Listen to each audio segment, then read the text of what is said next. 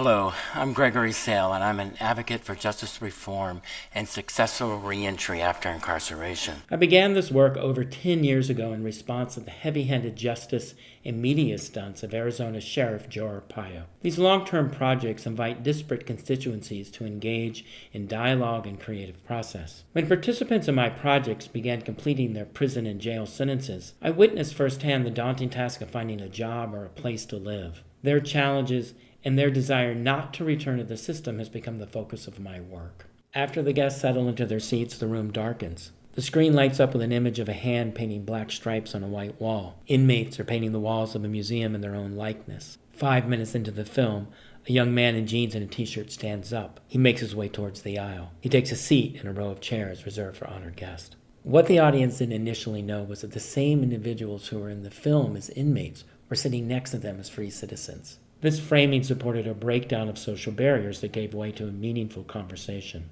America is starting to wake up to how broken the criminal justice system is. Here we have juxtaposing headlines from Arizona and California.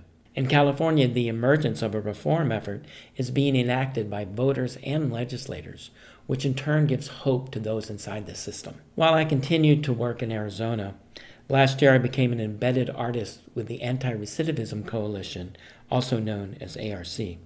I invited ARC members to participate in an ongoing restorative justice project that involved voices less heard in the community writing about love as a social political campaign.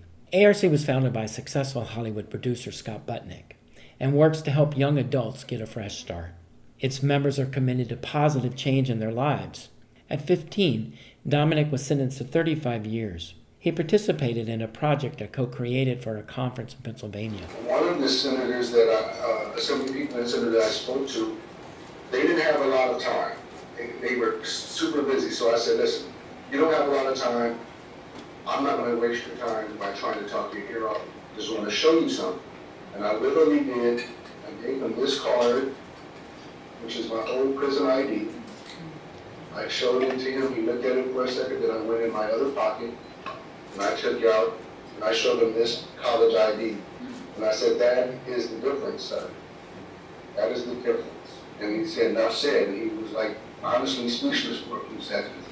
The members share their turnaround stories with legislators to convince them that rehabilitation is possible, leading to laws for more humane sentencing for juveniles and restored budgets for prison college programs. As we reform the justice system, more and more inmates will be released.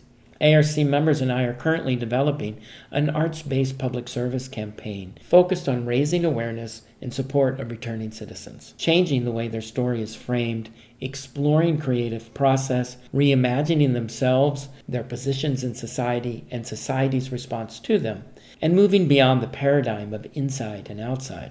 Starting in 2016, a core group of project collaborators began working on creating a set of ID-inspired artworks. Together, we facilitated art and future planning workshops and public programs. The workshops provided a structured environment for participants to conceive and develop a vision for a future self, for a dream job, a role in society, or a continuing role with family, such as father or mother. During this artistic process, the core team decided to focus on the future and came up with the title Future IDs. More than merely representations of functional documents, the ID-inspired artworks express self-created identities in stark contrast to prison-issued IDs. Okay, so mine's still kind of plain.